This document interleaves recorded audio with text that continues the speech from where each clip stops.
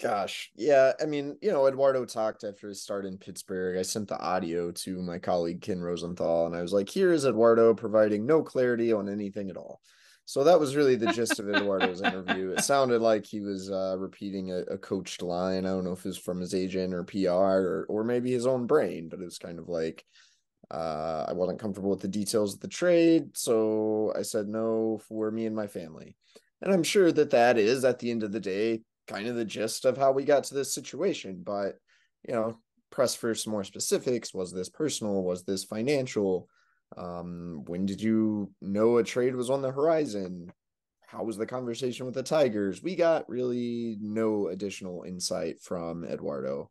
He handled himself fine. He stood there and he answered the questions. So I guess, I guess that's all good, but I think there's still a lot more things that people want to know. Now, luckily, Ken Rosenthal did bring some things to light in the story he wrote on the Eduardo Rodriguez saga.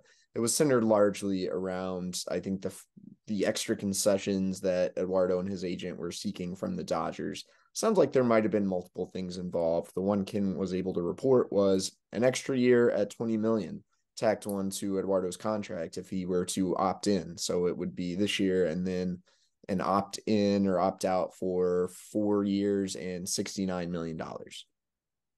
For whatever reason, that was not able to get done, and Eduardo nixed the trade. Now, I'm sure the personal factors still did play a part here, but it was a reminder there was more than just the personal situation. If you kind of read between the lines in Ken's story and probably in some of what we talked about last week, you get the sense this deal really started going south, I think, when Eduardo's agent, Gene Mato, entered the picture. And I will go ahead and say we talked about Gene Mato a little bit last year when Eduardo was going through his personal saga. And I think this guy's agent has done him no favors in the past 2 years. Okay. His camp was not out in front with any sort of messaging strategy for the things that Eduardo went through last year that led to a lot of speculation, led to a bad look for Eduardo when he was not in contact with the team, when they were talking about voiding his contract at one point, or when at least that was kind of like speculated upon. And then this time around, as we said, you know what? Eduardo Rodriguez has every right to void the trade like he did, to exercise his contractual no trade clause. He's not the villain, as Scott here said. He shouldn't be. But he comes off looking bad because why did this ever get as far down the road as it did?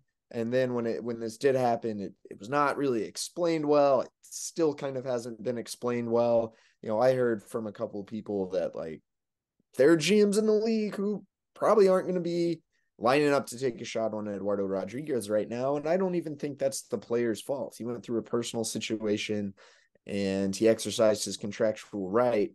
People like his agent should be there to help him out with the messaging, with the public relations aspect of this. And that hasn't happened. So I think one of the things we learned is that, look, no one comes out looking good here. The Tigers don't, the Dodgers don't. I'm not sure Eduardo does. And I think a lot of people are to blame. I don't think Scott Harris is blameless at all. But I think the agent played a big role in not only this deal going south, but this deal going south in such a weird way that we're still talking about it right now. All right, so the next day or 2 days later, G Motto put out a statement, and I'm going to read it basically in its entirety because I want the context here. Excuse me. Still recovering from a cold. I negotiated a no trade clause in his contract for a reason. By the way, hell of a lead there. I respect that. Like, for a reason. With all the money, glamour, and fame that comes with being a professional athlete, there's also a very difficult personal side. Many players' wives and their children suffer a lot of instability in their lives, especially when their spouses get traded. I do not take that lightly.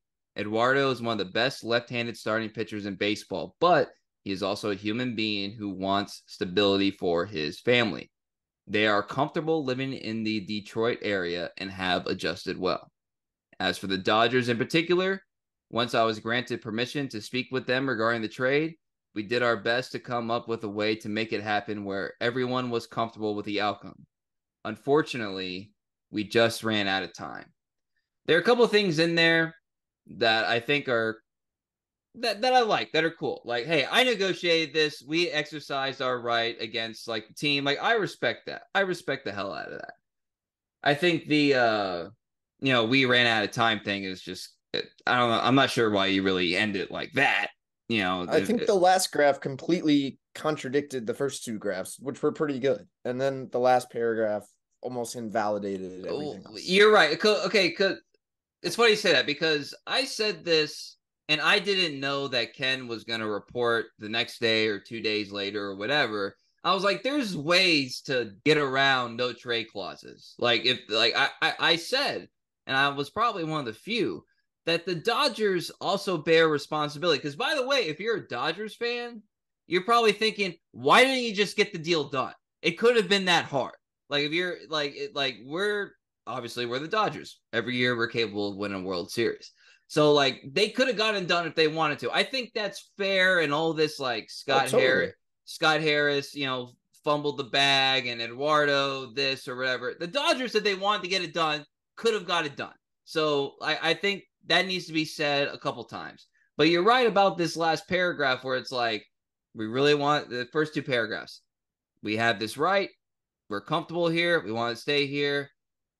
Also, the Dodgers couldn't meet our demands, which I kind of respect, just kind of putting it out there because that is the reality of the situation. And in regards to Eduardo and the family thing, like I'm not going to criticize a dude that wants to make things easier for his family, like in whatever fashion that is. Like I'm not that's not the point of contention for me. I think there's a very legitimate argument to be made that it's not that big of an adjustment. You can, it's only going to be a couple months. Like overall, it'll be okay. But if that's your prerogative, that's your prerogative. And we can kind of get into the Scott Harris aspect of how maybe he could have like gone around it, whatever. But in regards to the 1 year, 20 million thing, it's weird that the Dodgers would balk at that, to be honest, to me. Because if you're trading for him, you're anticipating an opt out. But if he wants the extra year and the extra 20 million tacked on the end of the contract just in case he opts in, I'm pretty sure Eduardo Rodriguez in 4 years is going to be worth $20 million because salaries are only going to go up and he's going to age well. I mean, what's the conversation about extending Eduardo Rodriguez from a Tigers perspective? He's the type of pitcher, left-hander, not overpowering stuff that ages well, right? That's the whole argument for doing it. You tack on the extra year, an extra 20 million. By the time you get there, you can buy him out. You can do this. You might be able to trade him again. Like if like I said, if the Dodgers really wanted him, they could have gotten him. I would have been like, yeah, sure, whatever. If I'm the Dodgers, yeah, sure, whatever. I'll worry about that in a year, 2 years, 3 years, whatever. If he does not exercise his opt out. So to me, that felt really weird. And then to kind of bring it back to a Tigers perspective, I hung out a little bit today with my father, and he's he's reading the headlines and he's not as in depth as like Tigers Twitter, you and I are or whatever. But he's like, oh yeah, it's so cool that at Rodriguez wanted, he said he wants to win in Detroit. And I didn't want to break his spirit. So I was like, yeah, that's something. But I'll tell you something.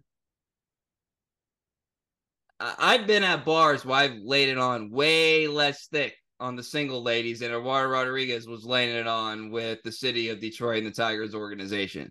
Because that's not even a double down. That's like a triple down, a quadruple down about like wanting to be in Detroit, loving the Tigers, wanting to be a winner or whatever. He was laying it on so thick that I was just like I don't like, like I want to believe him just because, that would be great. But at the same time, it's like, God, dude, like, can you really like facilitate this lie? We're gonna go back to this if he opts out.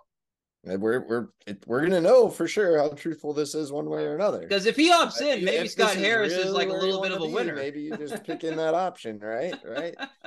Maybe so. And we did talk about the idea of an extension and everything last week. And the more I've thought about it, man, I think if he opts out, you let him walk. I think the Tigers risk compounding their mistake by signing him to a big deal, 20 mil plus for 4 or 5 years, whatever it might be.